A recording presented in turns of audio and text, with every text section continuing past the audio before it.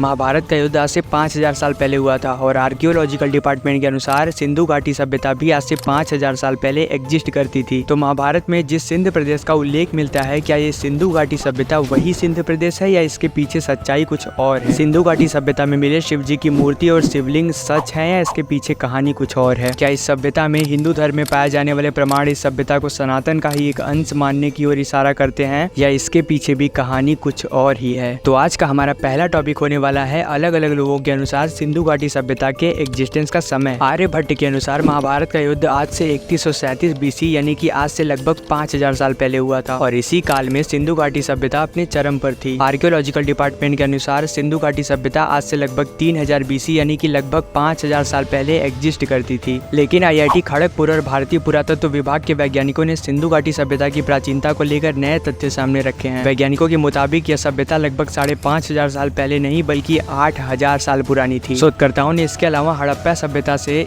1000 वर्ष पुरानी सभ्यता के भी प्रमाण खोज निकाले हैं। इसका मतलब यह सभ्यता तब भी विद्यमान थी जब भगवान श्री राम का जन्म हुआ था और श्री कृष्ण के समय यानी कि महाभारत के समय में इस सभ्यता का पतन शुरू हो गया था। महाभारत में इस जगह को सिंधु देश कहते थे। महाभारत में सिंधु देश का राजा जयद्रथ था। जयद्रथ का विवाह धृतराष्ट्र की पुत्री दुशाला के साथ हुआ था। महाभारत के युद्ध में कौरवों के लिए इसका बहुत बड़ा योगदान था। लेकिन सबसे पहले ये जान लेते हैं कि हमारे हिंदुइज्म में कहाँ पर सिंधु प्रदेश या सिंधु सभ्यता का वर्णन मिलता है। सिंधु प्राचीन भारत का एक राज्य था जिसका उल्लेख महाभारत और हरिवंश पुराण में किया गया है। यह प्रदेश प्राचीन सिंधु नदी के किनारे वर्तमान के पाकिस्तान के क्षेत्रों में फैला हुआ था और महाभारत के 6वें, 7वें और 8वें अध्याय में भी सिंध प्रदेश का विस्तार से वर्णन मिलता है। रेडियो कार्बन C14 जैसी टेक्निक के द्वारा सिंधु घाटी सभ्यता की वर्तमान तिथि 2350 से 1750 ईस्वी पूर्व मानी गई है, जिसे राय बहादुर दयाराम साहनी ने खोजा था और इसका जन्म पंजाब के ही क्षेत्रों में हुआ था। जिस सिंधु शब्द का प्रयोग हमारे ग्रंथों में कई बार आया है, उसी सिंधु शब्द को सिंधु नाम देने का क्रेडिट US के जॉन मार्शल को मिला हुआ है। मोहनजोदाड़ो, कालीबंगा, लोथल, राखीगढ़, हड़प्पा, इन सभी में हिंदू धर्म के साक्ष्य और प्रमाण मिलते हैं और ये सभी सिंधु घाटी सभ्यताओं से मेल खाते हैं। और अब बात करते हैं इन सभी सभ्यताओं में मिले हिंदू धर्म के साक्ष्य और प्रमाणों के बारे में। सन 1940 में आर्कियोलॉजिकल डिपार्टमेंट के एक साइंटिस्ट MS वत्स को यहाँ पर एक शिवलिंग मिला था, जिसका कार्बन डेटिंग करने के बाद पता चला कि यह शिवलिंग 5000 साल पुराना था। खुदाई के दौरान हड़प्पा और मोहनजोदाड़ो सभ्यता में कई सारी देवी की मूर्तियां मिली हैं और कई सारी मूर्तियां मिली हैं जिनमें अलग अलग देवों की पूजा की जाती थी। यहाँ पर बहुत से सिक्के मिले हैं जिसपे कुबड़ वाले बैल की आकृति बनी हुई थी और बहुत सारे ऐसे सिक्के मिले हैं जिसपे योगी की आकृति बनी हुई थी। और पुरातत्व विभाग के लोग बताते हैं कि यहाँ पर प्रकृति की पूजा, जानवरों की पूजा, नागों की पूजा की जाती थी। सन 1921 में दयाराम साहनी और सन 1842 में चार्ल्स मेमन ने इन सभ्यताओं और प्रमाणों की पुष्टि की। सबसे प्रसिद्ध यहाँ पर 10 सेंटीमीटर की एक कांसे की मूर्ति मिली है जिसे डांसिंग गर्ल के नाम से जाना जाता है, जो कि 1926 में मोहनजोदाड़ो सभ्यता में मिली थी। इसके हाथ में बिल्कुल वैसी ही चूड़ियों की सजावट देखने को मिलती है जैसा कि हमारे राजस्थान और साउथ के कुछ क्षेत्रों में महिलाएं पहनती हैं। ये प्रमाण यह बताते हैं कि ऐसी कई सारी सभ्यताएं बनती हैं और बिगाड़ती हैं, लेकिन सनातन कभी भी नष्ट नहीं होता। यह प्राचीन काल में भी था,